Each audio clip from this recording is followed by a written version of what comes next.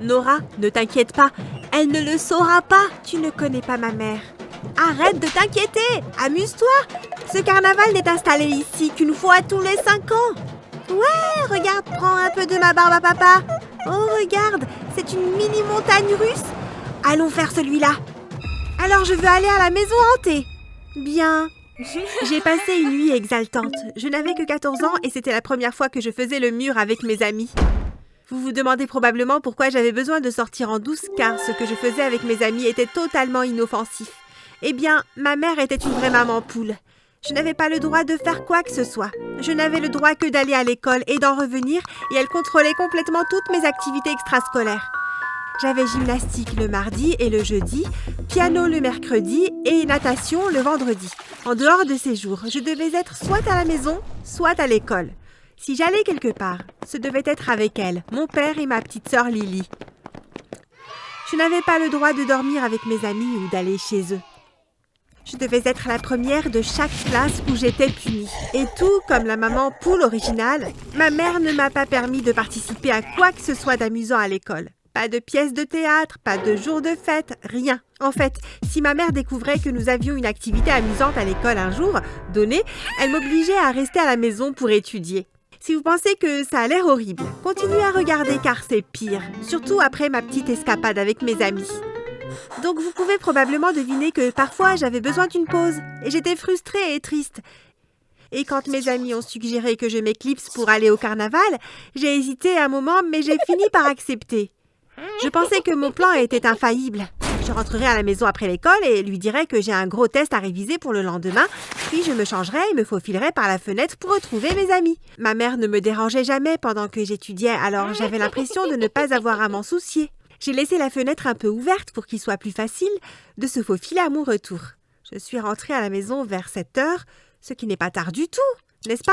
Après avoir passé le meilleur moment de ma vie, j'ai pensé que ma soirée ne pouvait que s'améliorer. Mais j'avais tort. J'ai ouvert la fenêtre de ma chambre et je suis entrée sur la pointe des pieds. Je me suis approchée de ma lampe et l'ai allumée. « Maman, qu'est-ce que tu fais ici ?» C'est pas moi qui devrais poser les questions en ce moment. Je suis allée chez Émilie pour étudier au lieu de rester ici. Ne me mens pas. Regarde cette photo qu'Émilie a postée il y a quelques minutes sur Instagram. Vous étiez tous à ce carnaval en ville. Regarde, ce n'est pas toi. Elle a poussé le téléphone devant mon visage et je me suis reconnue. Maman, tu suis Émilie sur Instagram? Je ne savais même pas que tu avais un compte. J'ai créé un faux compte pour savoir ce que tu fais tout le temps. Il m'a finalement bien servi. Maintenant, explique-toi. J'ai expliqué à ma mère que j'avais besoin d'une pause. Je lui ai dit la vérité en espérant qu'elle irait doucement avec moi, mais c'est ça. Tu n'as plus le droit d'avoir des amis. Quoi? Tu m'as entendu. Et tu changes d'école à la fin de la semaine. Quoi? Mais cette punition n'a aucun sens. Ce qui n'a aucun sens, c'est ton comportement. Va te doucher, va te coucher. Ma mère a quitté ma chambre. J'ai pris une douche misérable et je me suis endormie en pleurant. J'espérais que je me réveillerais le lendemain et qu'elle aurait changé d'avis. Mais quand je me suis levée, elle m'a dit que je resterais à la maison ce jour-là. Elle a emmené ma sœur à l'école et mon père est parti au travail. Je suis restée seule à la maison pendant un moment, puis ma mère est revenue avec un énorme sourire sur le visage. « C'est bon, tu es admise. » Admise où? Dans l'école privée la plus prestigieuse de notre État. Tiens, j'ai déjà acheté tes uniformes. Va les essayer. Les uniformes étaient hideux. Il s'agissait d'un maillot de corps blanc, d'une veste orange et d'une jupe écossaise verte et orange. Je me suis regardée dans le miroir et j'ai eu l'impression que j'allais vomir. Waouh, ça a l'air génial. Tu commences demain. Je ne peux pas dire au revoir à mes amis une dernière fois? Non. J'avais envie de pleurer. Le lendemain, ma mère m'a déposée à ma nouvelle école. Avant de sortir de la voiture, elle m'a rappelé que je n'avais pas le droit d'avoir des amis. S'ils te disent bonjour, tu peux leur dire bonjour en retour, mais ça ne va pas plus loin. Si je découvre que tu te fais des amis, il y aura de graves conséquences. Et crois-moi quand je dis grave. Je suis sortie de la voiture et elle n'a rien dit de réconfortant pour moi. Donc j'étais là, j'allais dans une nouvelle école, sans raison. Pourquoi devait-elle être comme ça? Je suis entrée dans le bâtiment et tout le monde m'a ignorée. On a pris un bon départ, je suppose. Ai-je pensé. J'ai essayé de trouver mon chemin jusqu'au bureau du principal parce que je n'avais aucune idée de la classe dans laquelle j'étais ou de l'endroit où j'étais censée aller. L'endroit était si grand que j'ai fini par me perdre.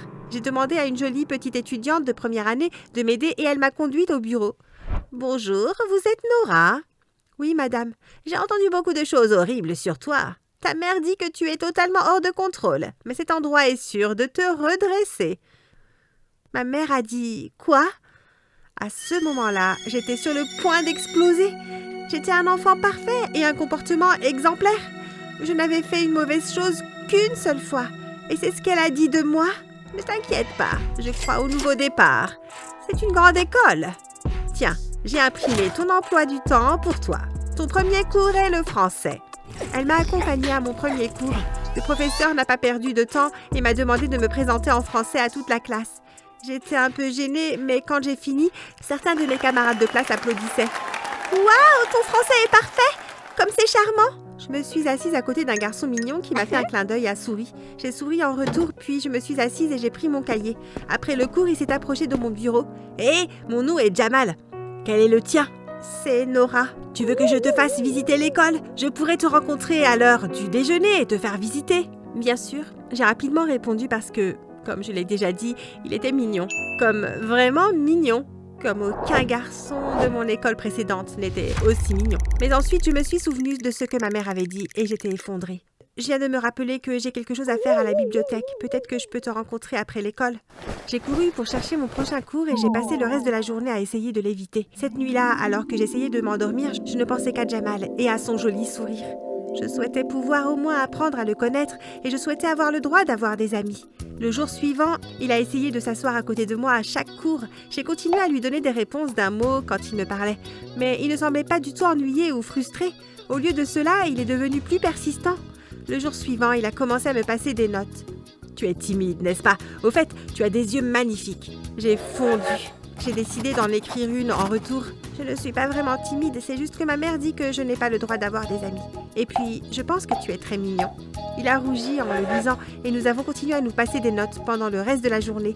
Son dernier mot ce jour-là disait « Passe une excellente nuit. Je t'adore, ton ami secret. » Si vous pensez que cette histoire est juste une autre histoire d'amour avec une fin heureuse en attente, détrompez-vous. Parce que dans ma vie, les bons moments ne durent pas. Nous avons continué à nous envoyer des notes pendant environ une semaine. Puis un vendredi après-midi, il a envoyé ceci. C'était génial de parler avec toi. Et je suis content que tu sois transféré dans cette école. Puisque je suis ton ami secret, tu crois qu'on pourrait avoir un rendez-vous secret un jour? Je lui ai souri et j'ai glissé la note dans son sac à dos. J'ai pensé à comment ce serait merveilleux, juste lui et moi pour un rendez-vous. Mais comment faire? J'ai décidé de rentrer chez moi et d'y réfléchir. Le lendemain, je ne pouvais pas vraiment me concentrer sur quoi que ce soit parce que je pensais à la façon dont je pourrais sortir avec Jamal. Après le dîner, je suis montée dans ma chambre pour faire mes devoirs et ma mère était là, plus en colère que je ne l'avais jamais vue.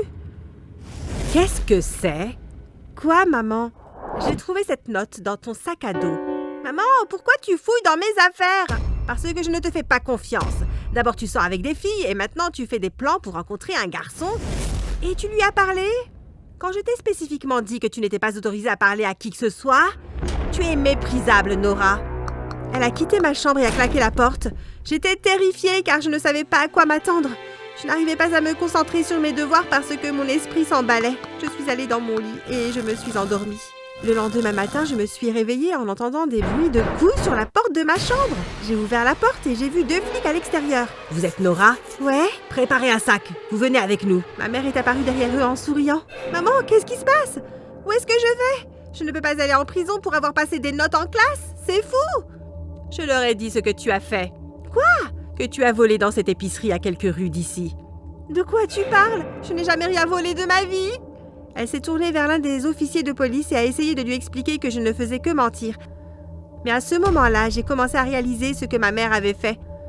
Elle m'a piégée pour un crime et maintenant, ma vie allait prendre un tournant horrible. Je ne savais pas quoi faire, alors je suis partie avec la police. Je veux dire, où est-ce que je pourrais m'enfuir? Et ma mère ne faisait clairement rien pour me défendre. Et ne parlons pas de mon père, il l'a laissé faire n'importe quoi. Alors écoutez ma chère, nous faisons tous de mauvaises choses dans la vie. C'est pour cela que les centres de réhabilitation existent et j'espère que celui où nous vous emmènerons transformera votre vie. Centre de réhabilitation? Tu vas en maison de correction, ma chère. Quoi? Non! J'ai fondu en larmes. Il n'y avait aucune chance que je tienne plus d'1 seconde là-dedans. J'étais aussi fragile qu'une rose et ils étaient sur le point de me mettre dans un endroit avec un groupe de filles brutales qui avaient fait de très mauvaises choses. Pouvez-vous imaginer l'horreur? C'était plus horrible que ce que j'aurais pu imaginer. Il y avait 5 filles affectées à chaque chambre et il semblait que les filles de ma chambre ne m'aimaient pas dès le début. Nous devions nous lever à 5 heures tous les matins pour nous doucher. Nous avions des cours au centre donc je n'avais pas le droit d'aller à l'école et je n'avais aucun moyen de communiquer avec Jamal. J'avais le cœur brisé et j'espérais qu'il ne pensait pas que j'étais partie sans dire au revoir. Au milieu de la journée, nous étions autorisés à sortir un moment pour faire du sport. C'est à ce moment-là que de nombreuses bagarres ont lieu et cette partie de la journée est parfois annulée. C'est au cours de ma 2e semaine que j'ai rencontré Gina sur le terrain de basket. Elle avait l'air d'être l'une des plus mauvaises filles du coin, mais pour une raison étrange, elle semblait m'apprécier. « Tu n'as pas l'air d'être à ta place ici. Qu'est-ce que tu as fait ?»« Rien. Ma mère me déteste. » « Je comprends. Je veux dire que j'ai fait beaucoup de choses horribles, mais ma mère me déteste aussi. Je veillerai sur toi, petite Nora. » Elle m'a fait un clin d'œil. Je ne sais même pas où elle a appris mon nom. Gina a pris ma défense plusieurs fois dans cet endroit. Il y a eu une fois où des filles voulaient me frapper pour du shampoing, mais elle leur a donné une leçon et elles ne m'ont plus jamais ennuyée. Il s'est avéré que nous étions censés sortir en même temps et quand nous l'avons découvert, elle a eu une brillante idée. « N'y retourne pas. »« Où ? À ta maison. Ta mère va seulement rendre ta vie plus misérable. »« Alors où vais-je aller ? » ?»« Viens avec moi. Tu peux rester avec ma famille. »« Eh bien, pas ma famille biologique, ma famille de la rue. On va s'occuper de toi. Alors tu pourras parler à Jamal autant que tu veux. » Je me suis donc assise et j'ai considéré mes 2 options. La première était de retourner à la maison avec ma mère qui continuerait à me faire du mal sans raison, ou de partir avec mon nouvel ami dans une vie complètement différente, où j'aurais plus de contrôle. Que pensez-vous que j'ai choisi ? Je suis allée avec Gina. Quand on a été libérées toutes les deux, je me suis cachée derrière elle pendant qu'elle marchait vers la voiture de son amie. Ma mère était là aussi, pour venir me chercher, mais je me suis assurée qu'elle ne me voyait pas. Et ensuite, nous avons filé. Mais ma vie est encore compliquée aujourd'hui. Je ne vais plus à l'école et j'ai dû faire beaucoup de mauvaises choses pour survivre. Mais je suis beaucoup plus heureuse qu'avant. Jamal et moi, on s'envoie des textos tout le temps maintenant. Mais je ne suis plus sûre d'être son type. J'espère qu'un jour je pourrai économiser assez d'argent pour recommencer à aller à l'école et me construire une vie normale. Mais pour l'instant, je fais de mon mieux.